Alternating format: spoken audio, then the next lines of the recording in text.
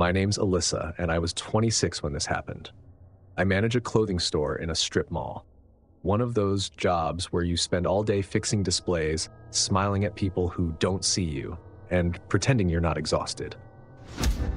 That night in May 2023, I closed alone.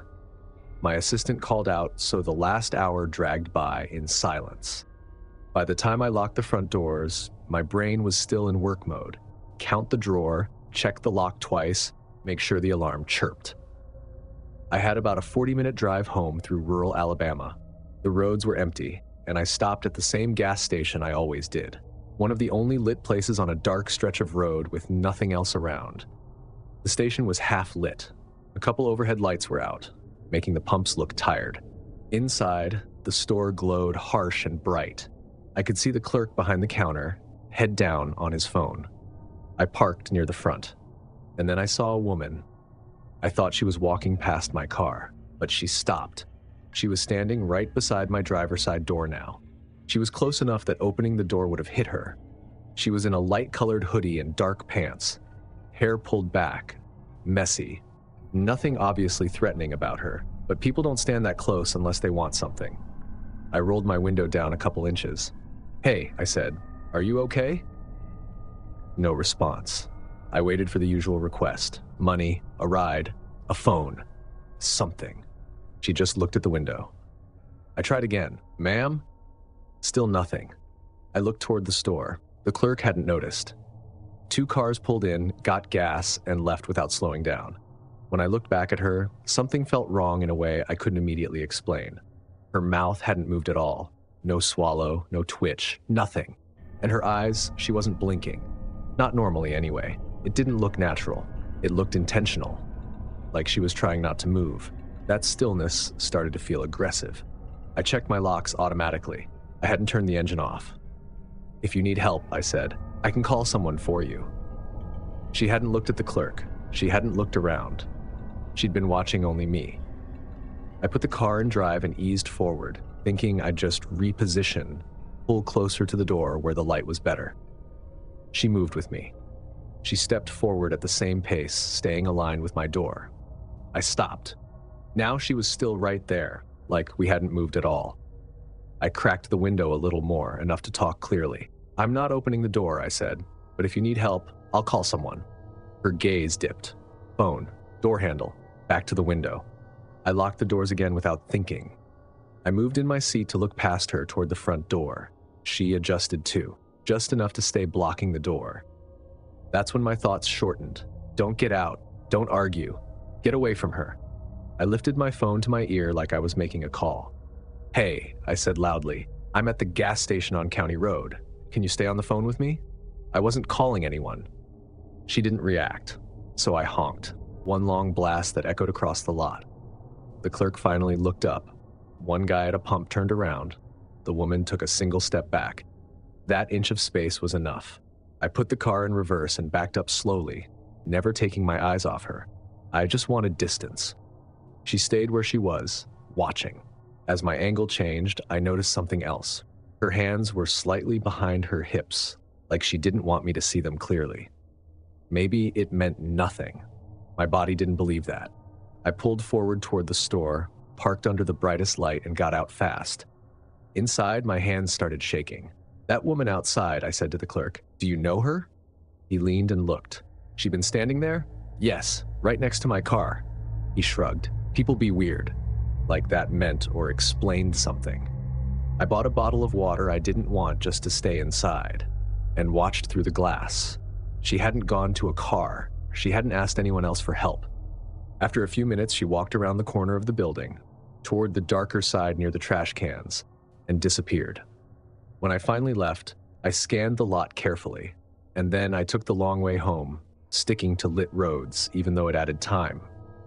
I don't even know if this is a story or not, but what really scared me is that she never asked for anything. She didn't pretend to be desperate. She didn't explain herself.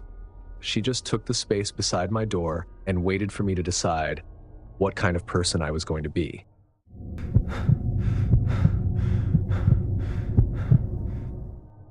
I'm not the kind of guy who jumps at shadows or tells stories for attention. This was winter 2020, one of those nights where the cold doesn't just sit in the air, it presses in on you. I was driving home after a late shift with the heater blasting. I stopped at a gas station just off the highway, not a place you pick, just the only thing lit for miles. A few pumps, a small convenience store, and darkness everywhere else. The lot was almost empty. I didn't even turn the engine off. I told myself I'd be in and out. Inside, I grabbed a bottle of water and a hot dog. The clerk was watching a TV mounted above the counter. No line, no noise, nothing that stuck. I walked back out with my hood up, breath fogging the air, and didn't scan the lot the way I should have. I didn't look between cars. I didn't pause, because nothing ever happens. I got into my car and shut the door, and immediately I heard breathing that wasn't mine. Right behind me. I didn't turn around right away. I just stared at the steering wheel, hands locked in place, like the dashboard might explain what I'd just heard. The car was still running. The radio was on. Everything looked normal.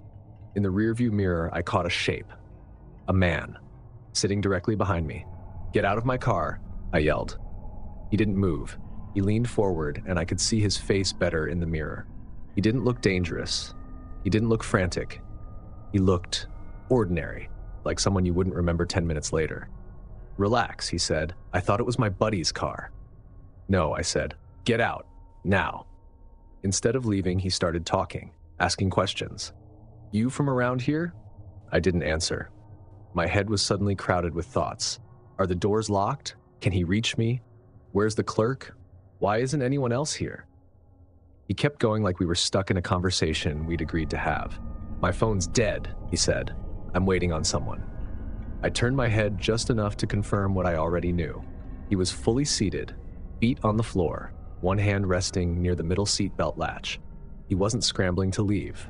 He was settled. I asked, "How did you even get in my car?" He shrugged. Door was unlocked. He saw my hesitation. Then his tone changed. "I already said sorry," he said. "I didn't touch anything. I'm just sitting here." He said it like the violation was small because he named it that way. I said, "Get out." He sighed like I was inconveniencing him. "You don't gotta be weird about it," he said. "People acting crazy lately." Then he leaned forward another inch and asked, "You got any cash?"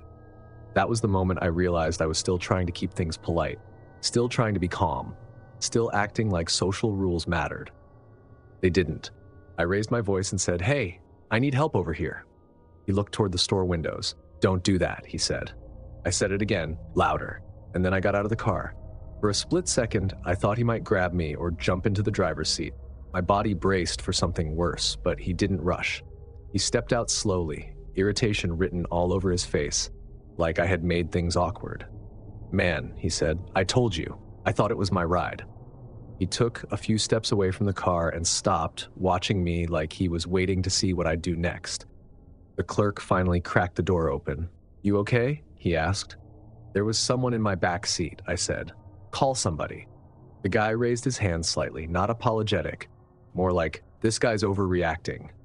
Then he walked away around the dark side of the building and disappeared. I stood there shaking, the car door still open and the engine still running. The clerk asked if I wanted to call the police. I nodded without thinking, then stopped myself. That's the part I'm not proud of. Once the guy was gone, it felt harder to explain, harder to admit how easily it happened. So I said no and left. I drove home with every interior light on. I checked the back seat at red lights. I locked the doors so many times the button stopped responding. For weeks after, I checked the back seat before getting in, even in my own driveway. I still don't know how he got in. Maybe he watched me from somewhere and moved fast. I don't have a clean answer. I just know this. I don't treat quick stops as harmless anymore. Because sometimes all it takes is 1 minute inside a gas station for someone to decide your car is theirs.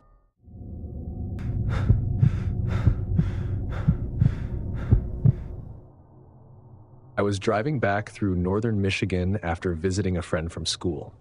It wasn't a fun trip, just one of those late drives where you're trying to beat bad weather and get home before things get worse. The snow had already started, the kind that doesn't look dangerous yet. The weather app had been warning about lake effect snow all day, and every mile north felt darker and emptier. I kept telling myself I had enough gas. Then the needle dipped under a quarter tank. Up there at night, that matters more than you think. There aren't many exits, and when you miss one, you can drive a long time before seeing another sign of life. So when I spotted a small gas station off a 2-lane road, just a plain building with 2 pumps and a flickering open sign, I took the exit without thinking twice. The lot was half buried in snowbanks. No fast food, no other businesses, just that one building glowing under harsh lights. I pulled up, slid my card, and the pump beeped at me. See cashier. Of course. I pulled my hood up and went inside, already planning the interaction in my head. Pay, pump, leave. The place smelled like old coffee and cleaning chemicals. Fluorescent lights hummed overhead, rows of chips, jerky, windshield fluid, all very normal. There was one clerk behind the counter, a guy in a beanie and hoodie under his work shirt. He looked tired, like he'd been there too long. I smiled and said, "Hi, I need 20 on pump 2. He nodded, reached toward the register, then stopped. "1 second," he said. Then he turned and walked through a door behind the counter marked employees only. The door shut behind him. I stood there with my wallet out, waiting. I could hear the coolers humming, snow ticking against the windows. It felt like a normal pause at first. Then it didn't. I waited longer than felt reasonable. I cleared my throat and called out, "Hey, no rush, just whenever." No answer. I looked around, no other employees, no customers, just me in a building full of objects. There was one of those little service bells on the counter. I tapped it once. The sound rang out way louder than it should have. But still nothing. I wandered an aisle, pretending to browse. Picked something up, put it back. Checked my phone. 1 bar of service. Minutes passed. And what started bothering me wasn't just that he hadn't come back. It was that there was no sound from the back at all. No footsteps, no drawers, no voice. I leaned toward the back door, trying to see under it. There was no light and no movement. I decided I'd just leave. I didn't need this exact station. I could find another one. I walked to the front door and pulled. It didn't open. I pulled again. Harder. Nothing. I stared at the door, confused, then noticed the metal slider at the top, the kind some places use for overnight locking. The door was locked. Now I was inside a gas station with no clerk at the counter and no easy way out. At first, I felt annoyed. Then that faded into something colder. I walked back to the counter and rang the bell again, this time really ringing it. "Hello?" I called. Still nothing. I stood a few feet from the back door and said louder, "Hey, the front door's locked." No response. Then I heard something. Just a soft noise behind the door. Like something moving. Like careful movement. My brain immediately split into 2 possibilities. In one, the clerk was hurt back there and needed help. In the other, he wasn't hurt at all. Neither option felt good. I pulled out my phone and tried to call 911. The call screen came up, then failed. I tried calling my friend. Same thing. 1 bar. No connection. I looked out the front windows. My car sat alone at the pump. No headlights on the road, no movement anywhere. And that's when it really hit me. There was no one in charge here. No authority, no witnesses. Just me, a locked door, and a back room I couldn't see into. I did something that felt awkward even as I did it. I started talking out loud. "Okay," I said, projecting my voice. "I'm leaving. I'm calling someone. I'm not staying in here." I walked back to the front door and pulled again. Still locked. Then I heard a metallic click above me. The latch released. The door cracked open an inch. I didn't hesitate. I shoved it open, stepped into the cold, and moved fast. I didn't go to the pump. I didn't look back inside. I got into my car, locked the doors, and started the engine. As I backed out, I looked at the store. The lights were still on. The aisles looked exactly the same. The back door was still closed. No clerk rushing out, no explanation. Nothing. I drove until I hit a busier highway and saw other cars. My hands stayed tight on the wheel the whole time.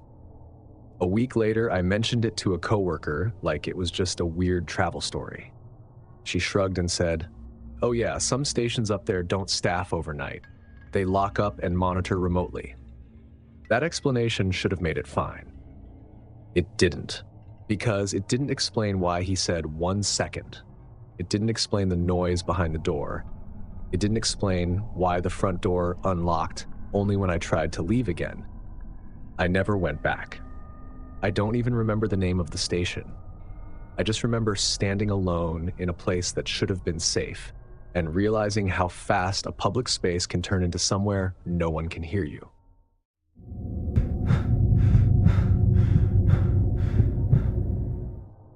I was 29 when this happened, and it still feels uncomfortable to explain because nothing big happened. No chase, no screaming, no police report. Just one moment where I realized how easily politeness can be used against you. It was around 1:30 in the morning near El Paso, Texas. I'd just finished a long shift on a travel assignment and was driving to the town where I was staying. I wasn't exhausted enough to be sloppy, but I was tired in that way, where you are alert on the outside, dulled underneath. I only stopped because I needed gas. Out there, you don't always get options. When I saw a station with a bright canopy and lit windows, I told myself it was fine. A pickup sat near the entrance. Another car was parked at a far pump with its headlights on. It looked normal enough. I pulled in, stepped out, and immediately felt the heat.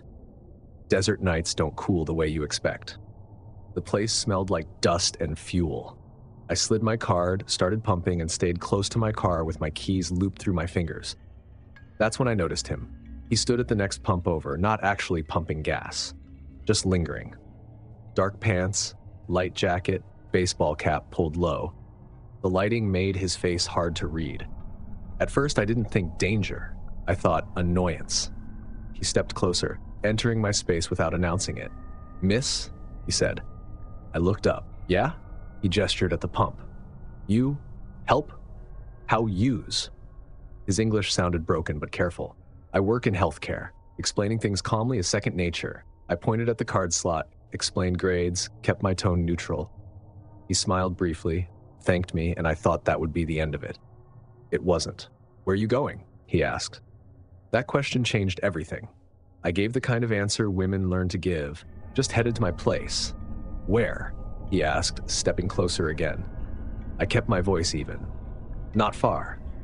He nodded, eyes flicking to my hands, then to my car. "You alone?" That internal alarm clicked on, the shift you feel when something stops being awkward and starts forming a pattern. I didn't want to escalate it. I didn't want to be dramatic, so I stayed polite. "I'm fine," I said. "I'm just finishing up." He didn't move away. He watched my pump, my door, the inside of my car. "You nurse?" he asked. I blinked. "What?" "Nurse," he said, smiling. "You have scrubs." I was wearing a hoodie, but my badge was visible in the cup holder. Or maybe he guessed. Either way, it landed wrong. "Yeah," I said. "I work at the hospital." "Oh," he replied, like that meant something. "You help people." The pump clicked off, and that was the best sound in the world at that moment. I capped the tank quickly and moved toward my door. He drifted with me, matching my steps without touching me, positioning himself just close enough to be in the way. "I'm gonna go," I said. "Go where?" I didn't answer. I reached for the handle. "I'm leaving," I repeated. "I have to get back." He stared at me for a second, expression blank, unreadable. Then, in perfectly fluent English, he said, "You didn't have to be rude." No accent, no effort. It was like watching someone drop a mask they no longer needed. My hand paused on the door. I looked at him fully. "I wasn't rude," I said.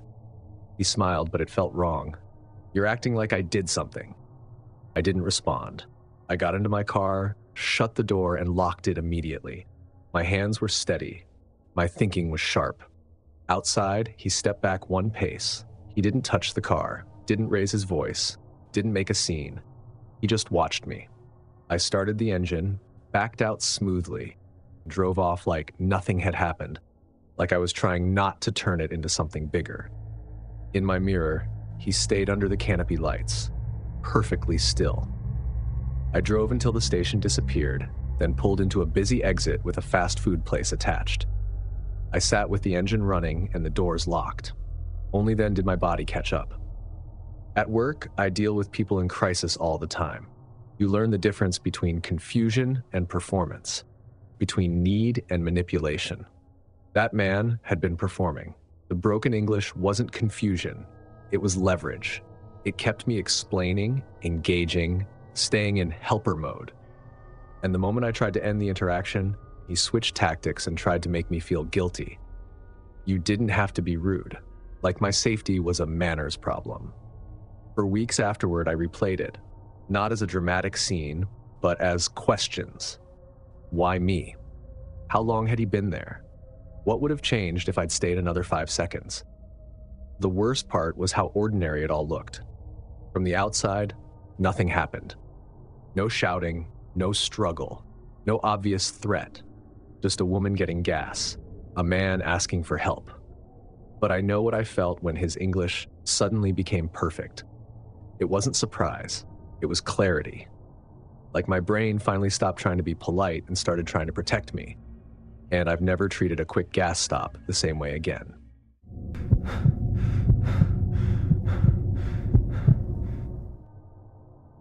I'm 41 and I run construction crews for a living. Foreman.